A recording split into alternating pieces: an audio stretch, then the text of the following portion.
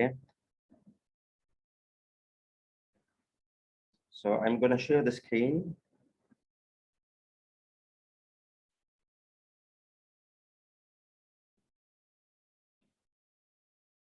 Okay. Just to confirm that all of you can see the screen, and my voice is quite clear as well. So in the chat box, if you can say yes.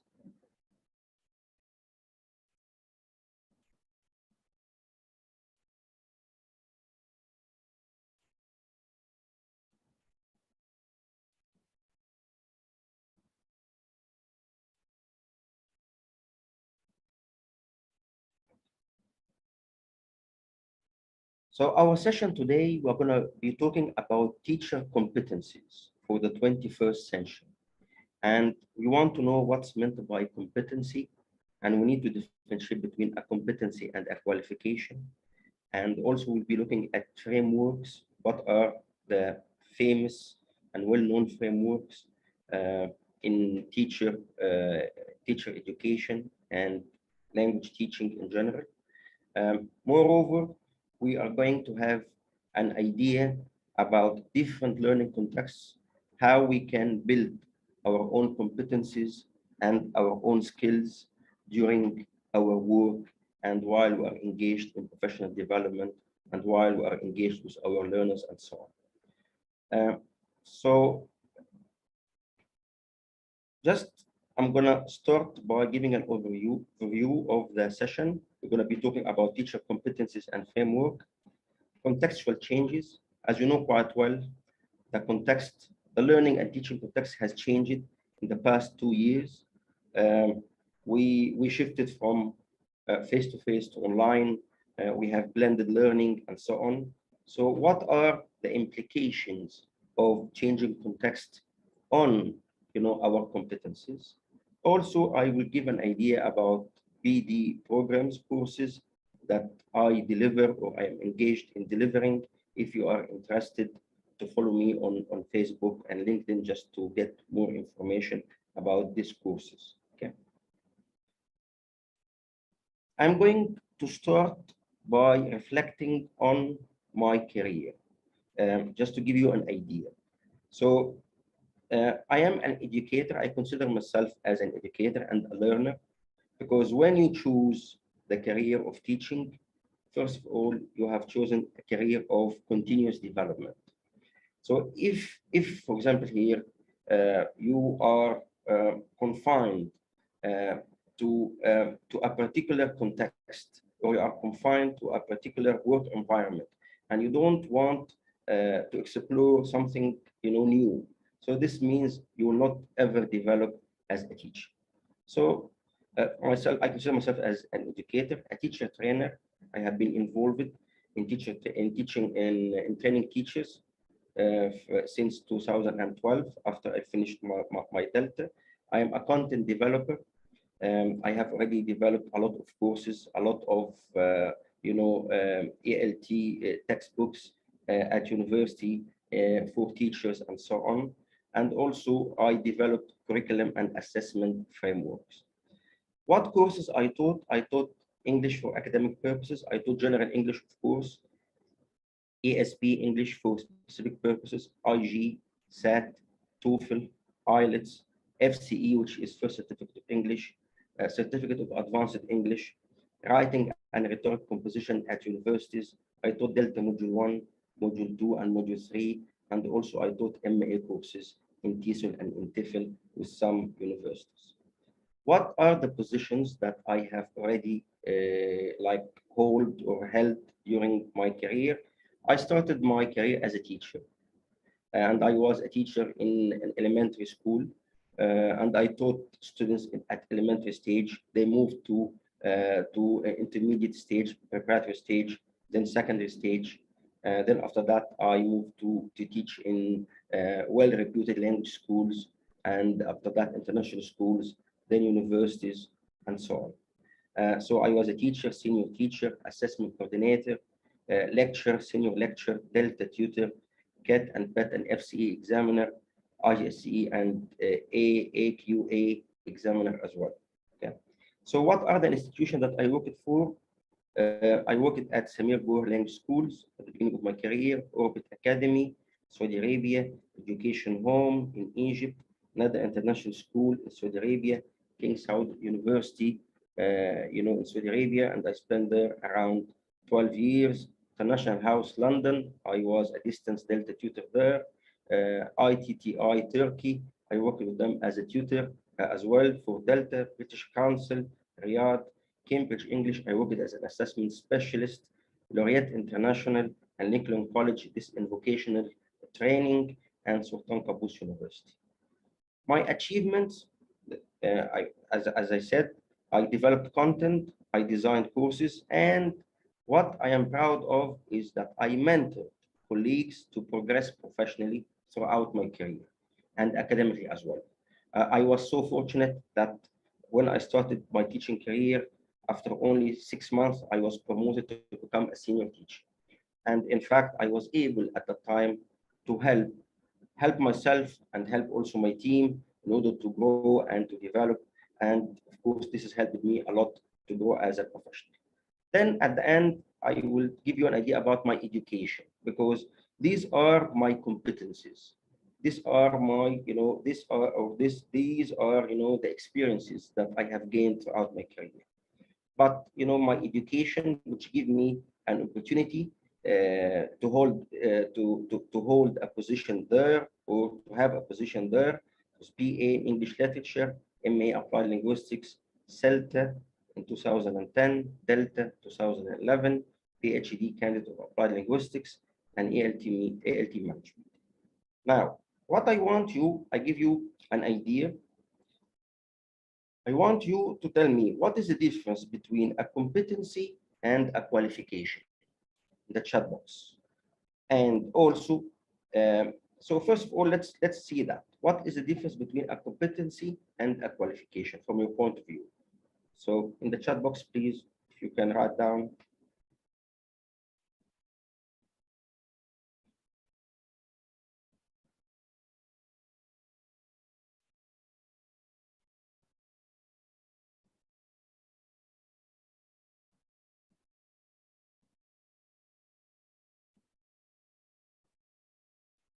Okay. Again, the question, what is the difference between a competency and a qualification? So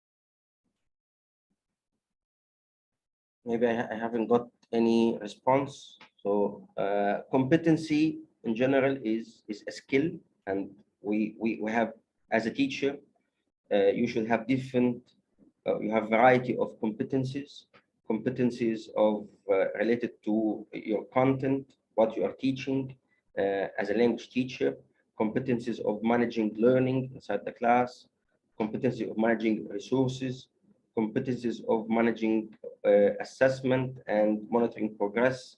So these are competencies.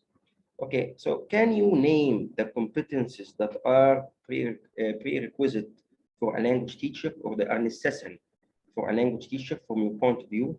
If you can give me in the chat box some competencies you think that they they are must or necessary for any language teacher.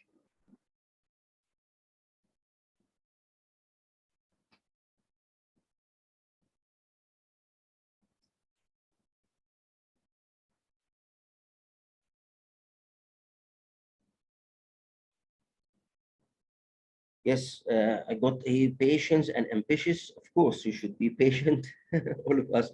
Teamwork, yeah. Teamwork, yeah, collaboration, and be able to work with the team. This is an important competency. Yeah, what else? Thank you, Amira. To be accurate. Yeah, I need some kind of discipline, of course, as a teacher. Of course, class management, to manage the class uh, as as a group and as individual. You need to manage learning for the students. Creativity, yes, Marwa, thank you. You need to be creative as well. You need to create new materials, activities that will help to engage students in learning. Uh, Mahmoud, flexibility. Yeah, you need to have a lot of flexibility to be able to deal with different learners, different learning contexts. So you have to be flexible. Very good, excellent. Fluency and accuracy. Yes, you have to be fluent in the language and you have to be accurate as well. This is important for a language teacher. Uh, Able to make your students in the right way, maybe, yeah, facilitator to work as, thank you, Iman, to work as a facilitator, to facilitate learning and to manage learning with efficiency. Excellent. Yes, able to update yourself, able to develop as an educator so that you can survive, able to teach in different contexts. And this is what we are going to reinforce, how you can teach in different contexts. You need to have um, an enthusiastic learning style, leadership, use different types of materials. Yeah, and yeah, your teaching style should adapt. Able to find solutions. Mahmoud, thank you. Yes, good, excellent. You're coming up with great stuff here, guys. Mastering teaching methodology and technological skills. Yes, this is important uh, to be aware of how to use technology in the class. Okay, language proficiency is important. Yeah, I can see that. Very good. You came up with very good stuff that we are going to explore in detail. Ability to design materials. Uh, that's very good. Okay. So, which is more important from your point of view? And thank you very much for your engagement. This is what I like in my session, that there should be, engagement and get responses from the participants. What do you think is, which is more important, a competency or a qualification, and why? Also in the chat box, if you can tell me as well.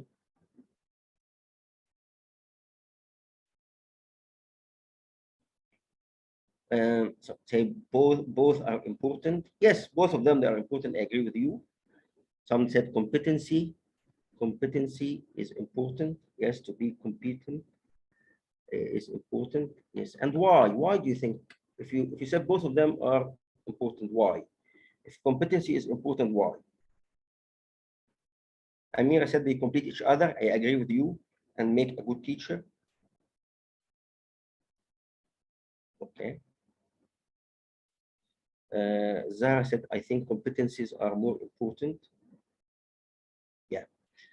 As you mentioned here, I can say qualification would help you. It is like you have a passport to a position. So qualification will give you an opportunity to have a job, but it will not give you or it will not make you survive in education unless you build up your competencies, you try to develop, as long as you work as a teacher. So as we say here, qualification is the gate. Yes, Amira. Yes, is the gateway for you to have or to get a good opportunity.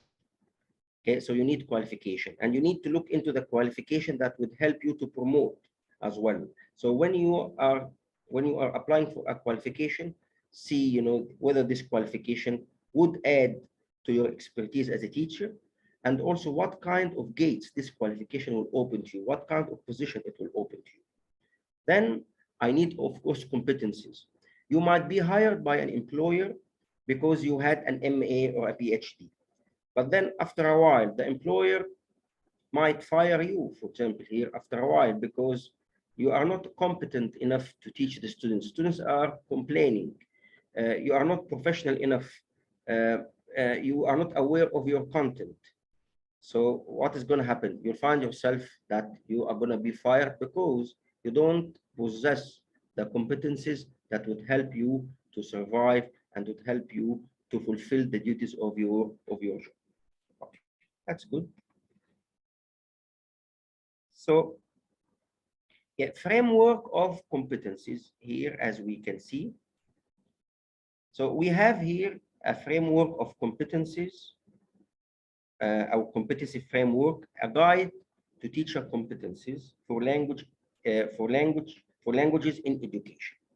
So if you just uh, scan this QR code and save the link of the QR code, this will give you a guide to teacher competencies, will tell you what are the competencies a teacher should possess from different frameworks all over the world. And it will give you an idea, and you can reflect on these competencies and see whether you do possess these competencies or not. Okay, what do you need to do in order to obtain and possess such competencies? So please, if you can just use your camera in your mobile phone, scan and save, the link. This is will lead you to all or teach a guide to teacher competencies for languages in education. You have here equals framework, you have Europeans framework, you have Cambridge, frameworks as well, and you can look into the competencies and the skills. Okay. Now, so these are some of the frameworks that you will find there. We have European profile for language teacher education. We have the European profiling grid, equals framework for language teacher and development, Cambridge English teaching framework. And of course, this framework are, they are updated because we know quite well teaching and learning is changing according to the change of context and according to other variables as well. Okay. So here are the taxonomy of categories of teacher competencies for languages in education. So they have been divided into eight areas. The first one, as you can see, is professional values and principles. And let me explain what do I mean by being professional. You have to be professional means, as we mentioned before, you have to be patient, you have to be disciplined, you have to come on time, you have to do or fulfill the requirement of your job. You have to treat the learners and your colleagues with respect. You have to be honest in order to be able to deliver your message to all the stakeholders. So this is, in fact, is very important. And this is the most important thing in any professional, is to have professional attributes, to have professional principles, to be a professional teacher. So this is very, very important. Okay. The second, as a language teacher, is language and communicative competencies. So your language fluency. You should be able to communicate. You should be able to communicate with people from different cultural backgrounds, with learners, with students, parents, and so on. Okay. Uh, Number three is information technology competencies, which has become a necessity nowadays. So this is very important. You need meta-linguistic and meta-discourse and meta-culture competencies. This is related to language awareness. As a teacher, you might be proficient, you might be fluent in the language, like native speakers, for example, here, because English is their native language. But maybe they some of them, they don't have language awareness. They don't know how language works. They don't know, for example, here, how to explain, language from. So as a teacher, you need language awareness as well. And of course, number five, as you can see, teaching competencies, teaching methods, techniques, procedures, competencies for cooperation, to be able to work with a team, to cooperate and to develop as a team, to work with others, because as a teacher, all the time you are working, in teams. You are working with the learners, and I usually, when I start a class, I try from the beginning to tell my students that we are one team and consider myself as, a member of the team. And when I try all the time to involve them, to tell them and give them rationale about about what we are doing and why we are doing it. And then give them also choices to choose what we need to do here, what we need to do there, in order to achieve the learning outcomes of the institution and the learning outcomes of the curriculum, and to help them to develop. Okay, so most of the time you're going to spend in working with your learners, with your colleagues, and with the management, parents, and so on. Competencies for initial education and career-long development. As we mentioned, as a teacher, when you chose the career of being a teacher, you choose a career of continuous development. You have no other way, because you are engaged in what? In teaching and in learning. And learning is so deep, and we know quite well people change, the behavior, technology, advancement and progress in many things around us, challenges as well. Uh, how important is education is now for people, and how education is important for career and career development, and so on. And 8, professional learning opportunities. As a teacher, you need to seize any professional learning opportunity. For example, here, if you have been given an assignment, or there is an opportunity to volunteer to deliver a workshop, so go ahead and volunteer to deliver a workshop, because you will learn, to be a learning curve for yourself.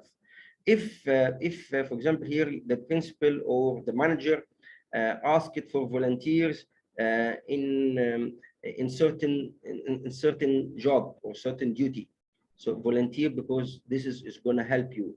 So work assignment and volunteering for work, volunteering to take responsibilities in educating others, and also in helping others to develop, would help you as well as a teacher. Also, attending workshops, attending, this session, this is considered as a professional learning opportunity. So when you seize all the opportunities, not to be say, okay, I don't care about this, I don't care about that. So when you seize all these opportunities, this will help you to develop as a teacher. So these are the 8 dimensions of the taxonomy, as we say, for development or for teacher competencies.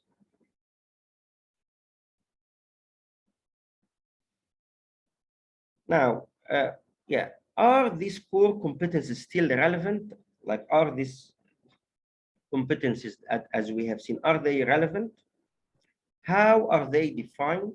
We said the definition of each one. I tried to give you the definition of being professional, the definition of being fluent, and be able to communicate with other people, and also give you an idea about meta-linguistic, competencies, and so on. So how are they defined? Do I need them? Yes, we need them, and I think you need them in the same order as well. Maybe one of them might be more important, but you know quite well, as a teacher, as a language teacher, you are engaged with learners. Learners change from time to time.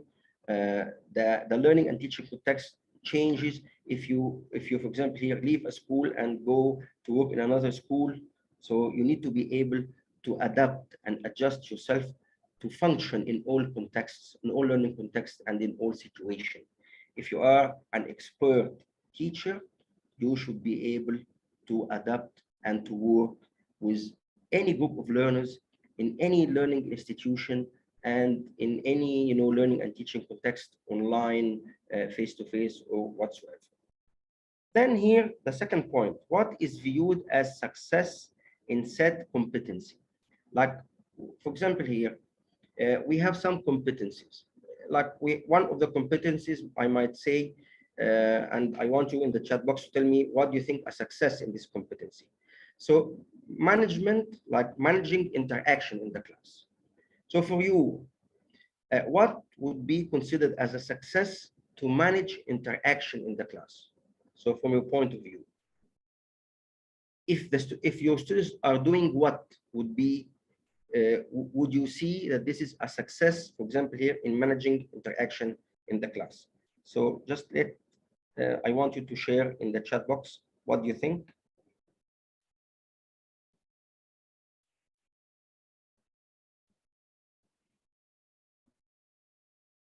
Yeah, here we got using variety of materials, warming up.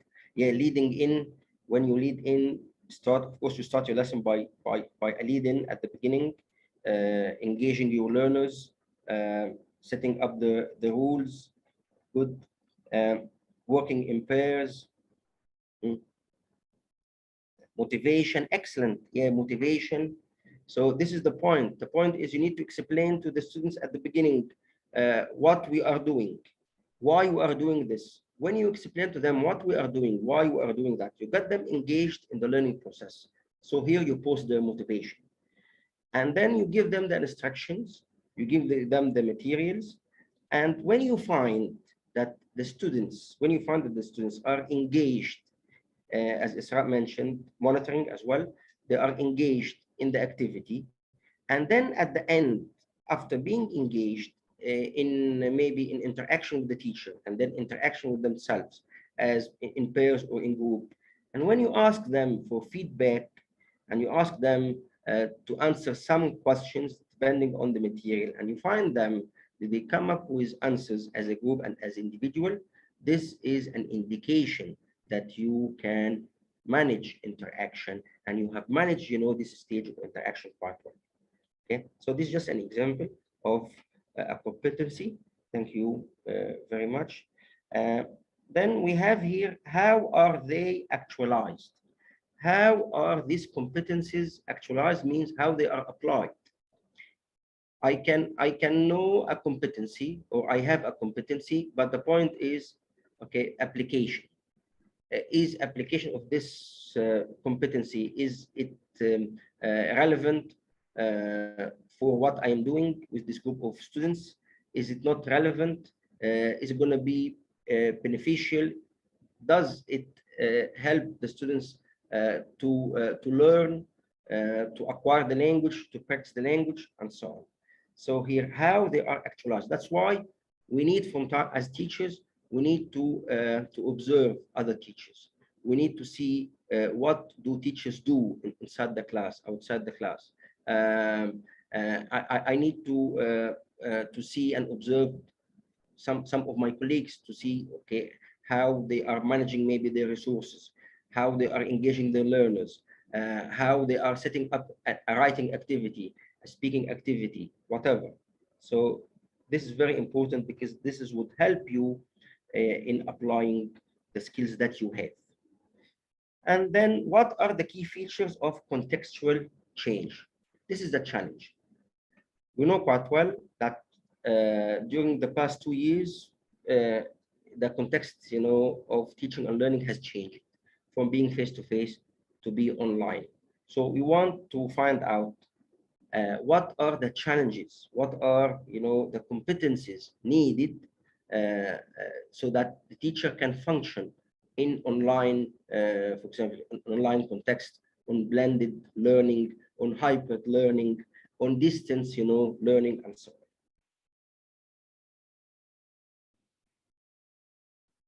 So this is also another reflection just to engage you.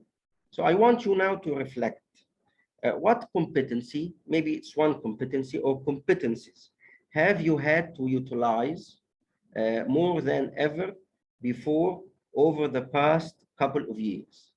So what are the competencies that you think you have used in the last couple of years and helped you a lot in the last couple of years, especially during the pandemic and online teaching? So if you can write here in the chat box, using online, yeah, gamification, very good. So games, online activities, good. What else you think you have gained? Listening carefully and having a good, building a good rapport with the students. That's very important. Isra, yeah, building a rapport with your students. How to use technology and how to use different tools of technology. This, of course, is a competency that always we need to develop. How to use online, yeah, get use very good of some online website like Kahoot, Quizlet, and so on. Excellent. How to use online materials, get benefit from them. Okay. And let me ask you something. How, for example, here, of course, during online teaching and learning, how you monitor learning? If you tell me, how would you guarantee that you have your learners engaged and their hands are on the tasks? Because this is a challenge.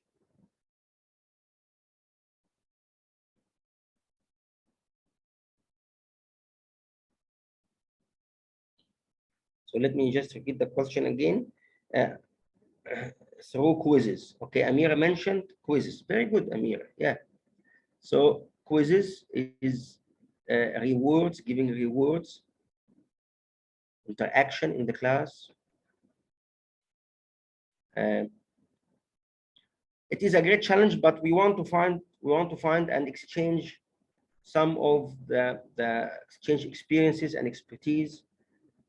Um, Very good. Said said, I asked them about each point. Excellent. So here, Said, he said that he is mentioning or he is designing after each stage, he designed an assessment check.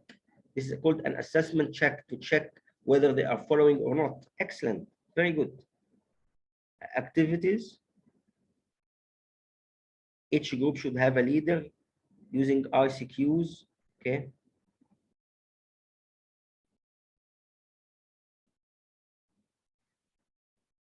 Uh, yes, of course. If face to face, the teacher would find a way. But of course, I should be also as a teacher should be more aware of my teaching and learning context. And when I'm teaching online, I think I would try to plan my lesson so that there is a task in each activity. There is a task, so I will explain the task, get the students engaged in doing the task. Then after that, I am going to ask the students to answer some questions. After each and every stage, I need to do that in the lesson so that I can guarantee that the students, or I am monitoring that the students are learning and they are engaged in learning, instead of explaining for some time and then after that going through the question. No, you try to make your explanation and teacher talking time, try to make it very very short, and try to manage learning and try to get them engaged in activities. And you need to grade the activities as well, so you grade them from being simple or easy to be more difficult and challenging. Okay, so let me ask you the second question. What competency or competencies have you acquired and helped you to survive as an educator in different contexts, on online, on face-to-face, on blended, in a school, in whatever? Just also in the chat box, if you can share with me. Okay, Amira said developing technological background, taking notes. Okay, what else? Yeah, being up to date or to develop and to be engaged in developing, finding out techniques, ways.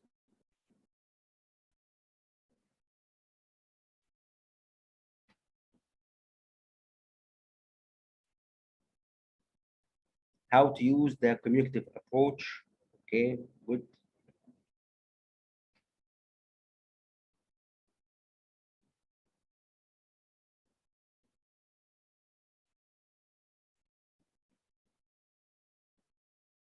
Okay, that's fine. So you come up with very nice. I think I need to download these and look at them in details because they are quite important. Now, change in context. We have here like the four teaching and learning contexts that were prevailing maybe in the last couple of years: online learning, blended learning, and hybrid learning, as well as socially distanced classroom. So we want to find out what are the essential competencies in each context. So for online learning here, as you can see, it is lesson planning, because I think that when you plan your lesson to be taught in online context, I need to adjust and adapt my stages. As some of you came up with some solutions, I need to check every and each point. I need to set a task at every and each stage. So this means that the online lesson might be planned differently from a face-to-face lesson. Also timing and the material also. The material, as you said, I might be using some websites, I might be using videos, I might be using many materials that would help me to engage my learners. Classroom management also would be somehow different, quite well, and interaction patterns. On online teaching, though we have breakout rooms in Zoom, but it would be very challenging for the teacher to monitor the students while they are engaged online. So you need to be aware of the challenges when you prepare your lesson and when you design your materials. Okay, content knowledge. Of course, you need content knowledge, in any context. So content knowledge, learning outcomes. So what the learners would achieve or would be able to do by the end of the class. And also the most important is you need to be able to use different types of assessment tools during the lesson so that you can assess whether the students are progressing or not. This is very important, as we mentioned before, and you need not to use one tool, but different tools. These tools might be some questions at a time, might be you asking them questions, giving them time to answer, then get feedback from them. Maybe later on, you need to give them a more authentic task or a real task or whatever to do, and then you can assign homework for them. Okay. Now, this is some for blended learning. Blended learning is when you are engaged in a program where students they have two modes of learning, online or off campus, as I said.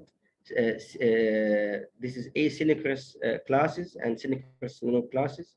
So online, off campus, and on campus. Okay. So this is blended learning. So here you might need teaching methodology, resources, interacting with learners, as we said, also using digital media, assessment, and applying the principles of Common European Framework of Reference, maybe. Just are some of things that you need maybe in blended learning as well. Okay. Then here, some classroom implication about hybrid learning and what hybrid learning is. So, for example, here, what does the best practice look like in a hybrid classroom? So, building this model as a school or as an organization, you need to consider the learner, identifying issues and finding solution, and bridging, competencies. Also here we have the socially distanced classroom. Some schools, when they return back to teaching on site, they have to apply distance learning measures. So distancing, masks, static exercises. Some students, they have to stay in their desks, and there is, of course, the desks are somehow there's distance between one desk and another as well. Students are not allowed to come to work in groups or in pairs, maybe to mingle, to conduct a mingle activity or whatever is not required or is not recommended in a social distance classroom. using of pods, limited class sizes, because maybe you have too many learners with social distancing, handouts and photocopying. Some institutions they prohibited giving students handouts because they were afraid that this might transfer or transmit the virus as well. Partition, staggering class times at different times in the morning, in the afternoon, in the evening. Some schools they have to divide the school day into 3 shifts, which is difficult as well, and has an impact and implication on teaching and learning, collaboration, monitoring, and correction. So these are the major consideration or areas of major consideration. Class management, and we mean by class management here not only managing the students, you need to manage the students as a group and as individual, and class management also mean managing learning and managing your material and your resources. The learning context, what is the impact? What is the impact of your learning context on the syllabus, on the learning outcomes? So what is the impact on that? In some cases, we had, like at universities and at some centers, because of online teaching, we had to adapt the syllabus. We had maybe to take away or change some activities that might be challenging in online context. We had maybe to shorten the syllabus a little bit. We had to change some activities, and we have to change some tasks during the pandemic. So monitoring progress, this is a very important. Of course, in face-to-face or online or also or blended learning, you have to monitor progress. You have to be able to use different techniques, different competencies to monitor progress during the class and after the class. And you have also to see whether the students are progressing or not, because as a teacher, it is a requirement from every teacher to teach the students and give them an equal opportunity to learn as a group and as individuals. So you are teaching them as a group, and also you need to be able to teach the students as individuals, and you need to be able to give each student, what he needs. So of course, differentiation of instruction, you differentiate your instruction throughout different types of activities. You can give, for example, some students, they are fast learners. We have something called accelerate activities. So you need to prepare accelerate activities, and you give them to students who finish, early, fast finishers, so that they can be engaged during, your lesson. You need to look into some students who are somehow slow, because you know quite well students have different pacing of learning. So you need to look into these students and try to keep them engaged in the lesson and provide them with what they need. Of course, material management, and this is very important, is pastoral care. Pastoral care means you have to, as we said, to motivate your learners from time to time. You have to find out, to talk to your learners, to find out whether they have any problems. They are suffering from anything. And this has an impact on the class. Like, for example, here, if I find the students, they are not motivated, they are tired, they're whatever, I might stop my class and then talk to them. I might involve them in something else of their choice. Uh, I might, give them or tell them we can do. If I found out that this activity is not appropriate now, we can do it, later. Some students, they have special needs. You need to talk to them. You need to consider their feelings, their emotions. Some students are too competitive. Some students, they have some kind of dominating personality. They like to dominate the scene, to be the star of the class, whatever. So you need to give pastoral care, as I told you, for all the students, because you are teaching them as a group and as individuals. So this is very important, and this is one of the important competencies that a teacher should have, that you are able to address all the learners, you are able to give them what do they need.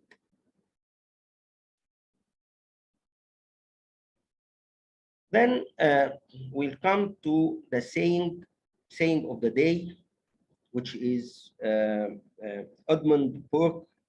He is a philosopher. He said, "Good order is the foundation of all things." So if you have a system and you have an order in what you are doing, you are not doing anything, randomly. You are doing that with an order, bearing in mind your teaching, your teaching and learning context, bearing in your mind your learners, bearing in your mind the learning outcomes that you want to achieve, bearing in mind the tools that you have. So this order at the end would help you and your team of learners would help them to progress, to learn. So example is the school of mankind, and they will learn at no other. If there is no order, no discipline, no focus, no rationale of what you are doing, there will be no learning. And learning is a deep and as well as very thorough process. It is a process. It is not one step process. It is, it is so complicated. It has different steps. It might be successful in one place. What applies with a group of learners might not apply with another group of learners. So you as a teacher, you need to be able to deal with all these challenges. Okay? And then you can never plan the future by the past. You can never plan the future by looking into the past and say, okay, I used to teach like this, so I will have to continue teaching like that. This is the way I was taught at school or at university, so I will continue teaching at school and at university in that way. No, you know quite well, we are living in a very challenging times. There is a lot of changes going on, maybe on daily basis, yearly basis. We have heard some people might say that when we were talking about what is the future of education 20 years, we said that schools are going to disappear and education will be online. I think now it become a fact, and education was online. We have online universities, online schools, online institutions, and so on. And I think the future would be for online education. But the point is, as we mentioned, we need to acquire the competencies that would help me as an educator to function well on online context, on face-to-face, on blended, and as well as on distance classroom. Okay, so just to recap here, the competencies area, some competency areas, of course, is the lesson. You need to look into the tasks, the activities, and the materials. You need to prepare that. The interacting with learners and also facilitating learning, uh, lesson management, using digital media, monitoring learning is very important. Self-assessment, you need to assess how effective you are, and you need to find evidence. You need to find evidence at the end of the class whether the students have already learned or not. You need to find evidence. That's why we always ask teachers at the end of your class, you need to engage students in a task in which students are going to apply all what they have learned and integrate their language skills, the 4 skills, in order to see whether they have progressed or not. Okay, and teacher autonomy as well. Uh, I prefer or I like to give him freedom. Why? Because you as a learner, you as a teacher, you are the one who already knows who your students are. You know your learners, their needs, and this is very important. Before you start any class, you need to find out who are your learners, what are your learners' needs. uh, their language proficiency, what they can do, what they cannot do. This would help you in designing your lessons, in designing your activities, in engaging them. So that's why I don't like by imposing certain type of activities and tasks on teachers. Even textbook is considered as a tool of curriculum, but this is not the curriculum. I prefer teachers to, or teachers should have the competencies to design their own materials in order to fulfill certain learning objectives or learning outcomes. So learner needs, we need to be able to apply needs analysis inside the class by giving them a task, try to find out their needs as a group and as individuals. Learning processes, you need to see whether they are fast learners, they are slow, sluggish learners, their learning pace, so that you can adapt that while you are teaching, and the lesson aims and outcomes. You need to set that as well. Okay. So uh, so the implication of that. What is the implication of that? The implication of that in any institution, if there's a change of if there's a change in context, so there should be training courses. I should provide training courses for teachers and even for learners. Learners should need to be trained on how to use, the platform, how to use Zoom, for example, how to use certain platforms, how to be engaged, how to submit their work, whatever. So this is needed. And of course, if you all your career or most of your career you spend teaching face to face, for you online learning, online context will be challenging. These tools will be challenging for the teacher and for learners, and even for the management to monitor and see whether learning and teaching and learning is taking place or not. You need also curriculum framework documentation, like you need to adjust and adapt the curriculum framework uh, for different contexts. Mentoring, which is important. You need to be mentored. Maybe in some cases, I need to be mentored by an expert teacher, a teacher who have long experience. I need to ask. Mentoring does not mean that only you follow someone. Mentoring, maybe you ask someone, how can I do this? How can I solve this problem? How can I teach this activity? I have got a group of learners and I couldn't maybe manage them quite well during speaking class or during writing class or whatever. So this is what's meant by mentoring. You need to observe. You need to ask people. You need to be engaged in some kind of mentoring partnership, even with your colleagues at your institution or colleagues from all over the world. Now, online allows all of us to communicate and maybe to get be or to be mentored by people from all over the world. Also, teacher development programs. You need to be engaged in informal and informal teacher development programs. You need to choose what is the teacher development program that would help you gain some competencies, that also would help you to get, or to develop in your career as a professional, to be able to get a job in a certain institution or whatever. So you need also to look into teacher development program and being aware of your competencies that you possess now and the competencies that maybe you want to develop. By looking into competencies framework and looking into the context around you would help you to choose the teacher development program that is suitable for you.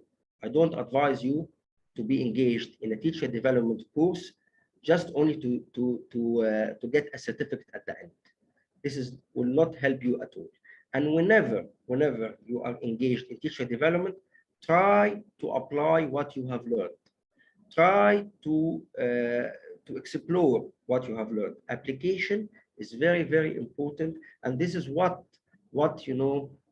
help you to develop your competencies and build up your competencies so that you become, as we mentioned at the end of the day, an expert teacher who is able to function in different contexts, is able to deal with different learners, different, culture, management, parents, and so on. And all most of the time, he is effective. He is, respected by all stakeholders who are engaged in the learning and teaching process. Okay. Uh, Last, I just wanted to show you some of the BD courses offered by me with some colleagues as well. So I offer TESOL courses to improve teaching competencies, language awareness course to develop language analysis skills, Delta Module 1 exam preparation course, and Delta Module 2 preparation course, Delta Module 3 preparation course as well, how to teach exam classes, and how to teach using technology, key concepts of testing and assessment, research skills and rhetoric, writing and composition, syllabus design, and course design.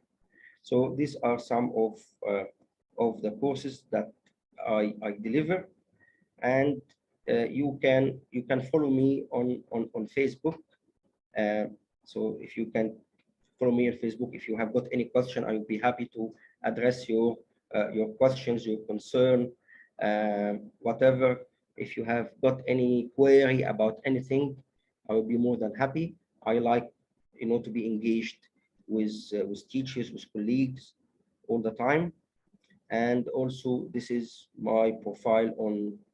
This is my page, Smart Learning Options, and we will have update of programs, teacher training programs, opportunities, materials. So always, if you can just follow up on the page, Facebook page as well, you can take a photo of the QR code for the link, and on LinkedIn as well, you can follow me on LinkedIn. It's up to you. So now I'd like to thank you for attending the class, and I'm happy to address any questions that you might have.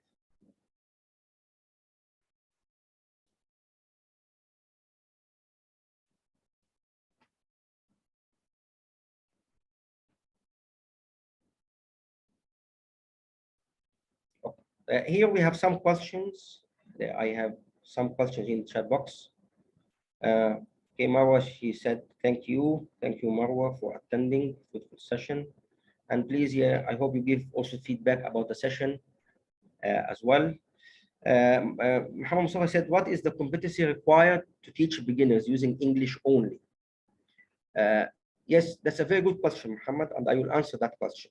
The competency required to teach beginners using English is to adapt your language adaptation, to use the appropriate technique. If you have you heard about TPR, which is called total physical response. It is a methodology that is used, and it is appropriate because this methodology depends entirely, or depends more on imitation and on miming and on acting.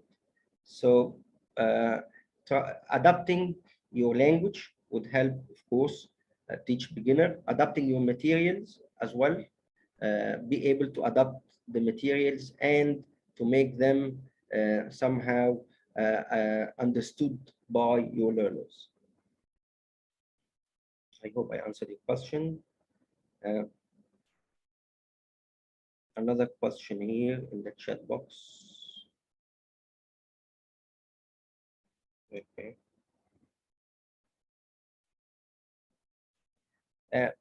You can attend the course. Some of the courses we offer the courses Said mentioned, how we can attend the course. Follow us in Facebook. We will be working with Let's Academy. Maybe this is my first session with them, but closely I will be working with Mr. Muhammad Ibrahim and Miss Maha, and we will have programs for teachers as well. So if you follow them, we'll be working, on that. And as I told you, you can follow me on Facebook and on my page. I will give update about these courses. Okay, thank you, Mustafa.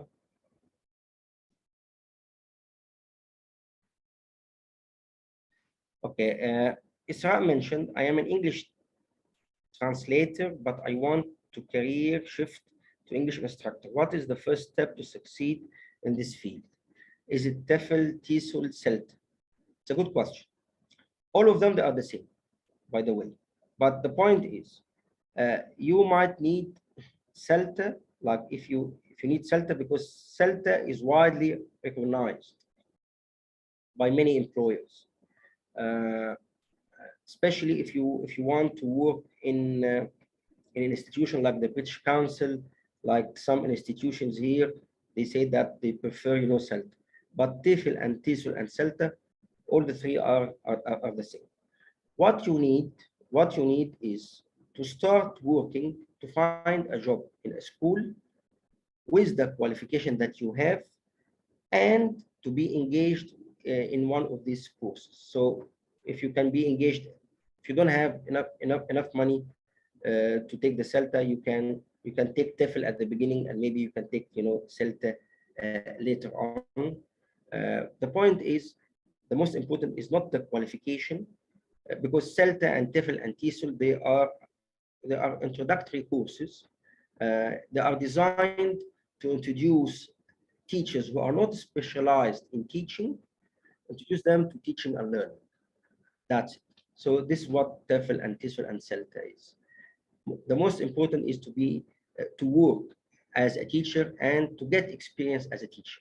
So this is going to be your first step. Try to get a job as a teacher first, and then try to be engaged in one of these courses. Yeah, Dalia, she said teaching KG and kindergarten. Of course, teaching young learners are quite different from teaching, because we divide young learners into three groups here. Young learners, as a group of learners, they have different characteristics. So we have very young learners, or we can say very young learners, which we call them from the age of 4, kindergarten maybe, age of 4 or age of 3, till the age, we say till the age of 7, consider this as a kindergarten. So for this group of learners, you need to understand a lot of psychological, and as well a lot of, we can say, methods and techniques that are needed in order to grasp the students' attention, in order to manage learning. You know quite well, learners at that age, they are somehow are not, they don't have that focus, and they are moving from one place to another. You will find them, some of them, they are hyperactive and so on. So you need to be able to manage, the learning, if you are going to be a KG teacher, or to teach KG. I think this is most of the questions. Okay, thank you very much. And now the platform to Mr. Muhammad. Hey, thanks a lot, Dr. Hani. We really enjoyed the session. It was fruitful as expected, طبعا.